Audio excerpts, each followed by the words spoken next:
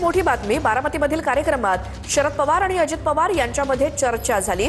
चर्चा करण्यासाठी अजित पवार पवारांच्या शेजारच्या खुर्चीवरती आले।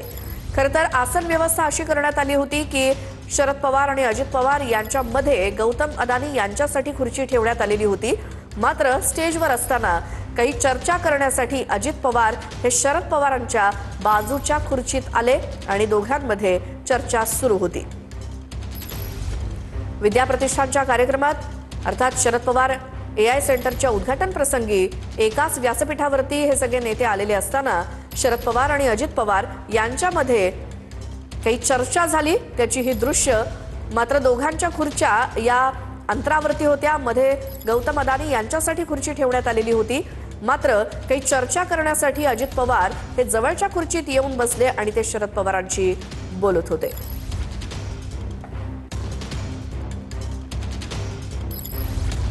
पुढची बातमी बघूयात। बारामतीतल्या कार्यक्रमामध्ये उपमुख्यमंत्री अजित पवार यांनी आपल्या भाषणामध्ये बारामतीच्या 2 खासदार असं म्हणत सुप्रिया सुळे आणि सुनेत्रा पवारांचं नाव घेतलं। याचवेळी आमदार रोहित पवारांचं देखील नाव घेतल्यानंतर एकच हशा पिकल्याचं बघायला मिळालं।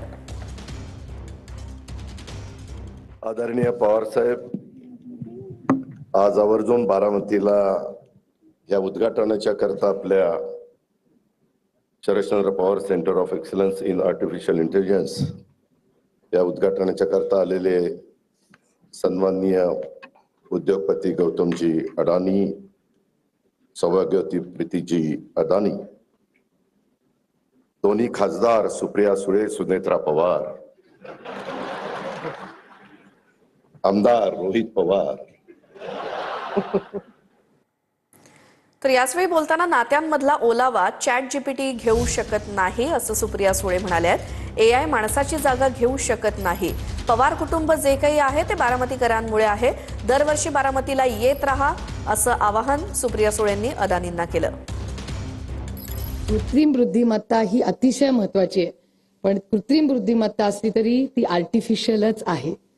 ती कधीही माणसाची जागा घेऊ शकत नाही याची जाणीव आपण सगळ्यांनी ठेवली पाहिजे। किंवा एखादा शिक्षक पेपर का चुकला माझा हे जरी चॅट जीपीटीने सांगितलं तर तो इमोशनल क्वेश्चन जो असतो ना, तो नात्यातला जो ओलावा आहे ना, तो काय चॅट जीपीटीने अजून तरी काढलेला नाहीये। हमारी फैमिली क्या जो भी भले महाराष्ट्र में हो, देश में हो, कहीं भी हो, हमारी फैमिली की जो भी आज पवार फैमिली है वो सिर्फ और सिर्फ बारामती के हर परिवार का विश्वास, प्यार और देन है।